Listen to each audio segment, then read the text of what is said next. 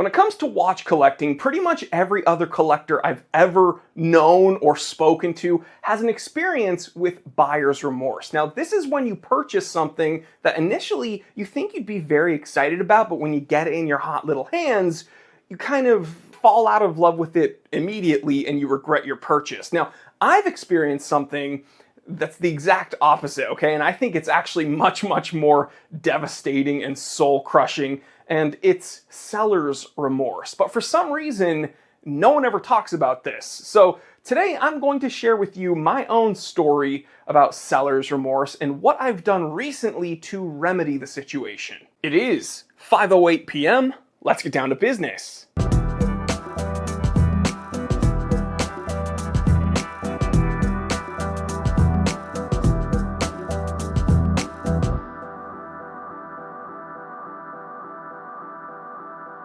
Now, as always, I do a little pitch where I tell you that this episode's brought to you by the Time Teller Shop, which is my own vintage watch store. And this episode is brought to you by the Time Teller Shop. I'd love for you to go check out the store. We have some more watches still available for this week's stock. But it's also brought to you by the Time Teller Shop because without my shop, we probably wouldn't have this episode at all. Let me explain. So years ago, when I first started the Time Teller Shop, I purchased this Omega Seamaster. It was reference number 3660842. And it has an integrated bracelet, and it's one of their caliber 1020 watches. So they've made a few watches that have this caliber 1020 automatic. And, you know, I don't typically like modern watches with integrated bracelets. I think it's kind of played out. But vintage watches with integrated bracelets, I think are often very, very sharp and just very retro, funky, cool. And I think Omega did it the best. And this beautiful stainless steel Omega Seamaster, I got it incredibly, incredibly cheap. And I wore it for a good long while as something in my personal collection. And, it was just very sporty. It laid very flat on the wrist. The bracelet was very, very comfortable. And it was just a really pleasant watch to wear. But when I opened up the Time Teller Shop, I would find watches to put in the inventory and we'd sell, and then I'd find more watches, and it'd be kind of this rotating thing, right? Well, I had a customer come to me and they sent me to my inbox an image of my Omega Seamaster. So I think they found the image from my Instagram and they're like, hey, I want this watch. And I was like, oh, well, I'm not going to sell it.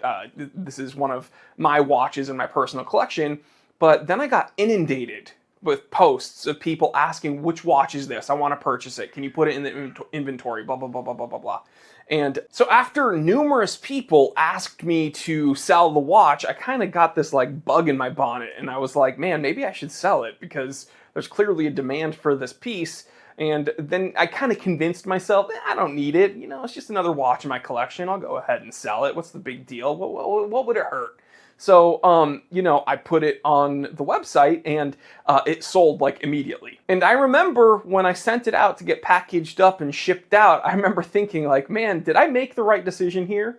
And, I kind of just like tucked that, that like feeling just deep within myself. And I was like, I don't want to explore this right now. I might end up regretting it. So yeah, we sent the watch out, and for all I know, that customer's still very happy with it. But as time has gone on, people have once again asked me about that watch. We have it on the website still, you can find it, but also we have it in some promotional material. Some of the photo assets on the website have that watch as the background, and people are like, what watch is this? We want this watch, blah, blah, blah.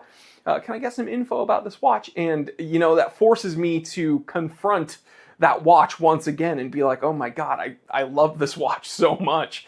And I don't know what it was, but like a week ago, I was like, you know what? I'm going to go look up what the prices are on these and see if I can just snag one for myself. And the weird thing is that specific reference number, the 366 with the Cal 1020, I didn't find one that I wanted, but I found its sister watch, the 166, and it's, I believe, the 166216. And specifically, that's 16602. 016. That's another vintage Omega Seamaster with a very similar tapered integrated bracelet with a caliber 1020 movement. But the one I found was actually in New England. In fact, the seller's office was in New Hampshire, where I'm originally from, and it was the gold-filled variant. So while in the past I had a caliber 1020, stainless steel, nice, cool variant, and here in front of me was an option to get a Cal 1020 with the gold-filled, kind of warmer yellow gold tone case and bracelet. And it was kind of just too good to be true, and it was in such good condition that I actually just pulled the trigger on it. And it actually today showed up in the office, and I've been wearing it, and I am in love. Dude, the clasp is gorgeous.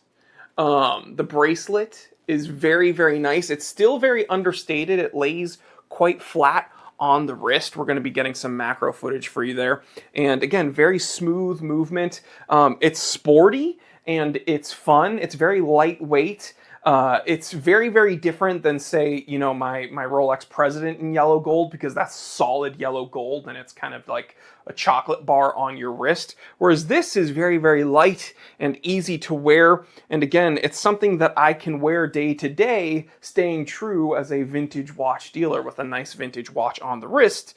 But it's not as flashy as, a Rolex Day Date in solid yellow gold. So it's something that I feel comfortable wearing every day, but still very impressive in my opinion, and very, very cool and very, very nice to look at and easy to wear. And that's kind of the name of the game. So while I had initial just incredible seller's remorse for selling that 366 variant, this 166 variant Omega Seamaster I think is going to stay in my collection for as long as humanly possible, because I let one go. I'm not going to let this one go. This one's pretty much pristine, but yeah, very soon it's going to be nice and well worn, because you're definitely going to be seeing more desk diving scuffs on the clasp, and I'm sure I'm going to bump up the crystal and scuff up the case. And guess what? That's the name of the game when it comes to wearing watches. So I'm not going to baby this one, but I'm also not going to be selling it. So yeah, I just wanted to share with you that, you guys might see me as something other than just a very supremely average idiot, because I have a large social media following. But I want to tell you guys, I still make mistakes. I don't know everything about watches. I don't know everything about the world. And there's still things that I do when it comes to my own collecting habits, whether it be buying and selling. But sometimes I don't always make the right decisions. So you might come to me to give you advice, but the truth is, sometimes I'm the one that needs advice, and sometimes I'm the one that needs correcting, and sometimes I do things that eventually I will come to regret. And one of those things was selling that 366 Cal 1020. But I have this 166, and again, it's the gold-filled variant, and man, this is a stunner. So yeah, just wanted to share this little thing with you. And in the comment section, please let me know what's a seller's remorse experience you've had, and have you actually ever gotten the chance to remedy that? Leave that comment. I want to hear from you. All right, guys, I will catch you on the next one. Have a nice weekend. Stay happy, stay healthy, stay blessed. I'm Jory Goodman, the time teller. Always remember, I didn't invent time. I just tell it.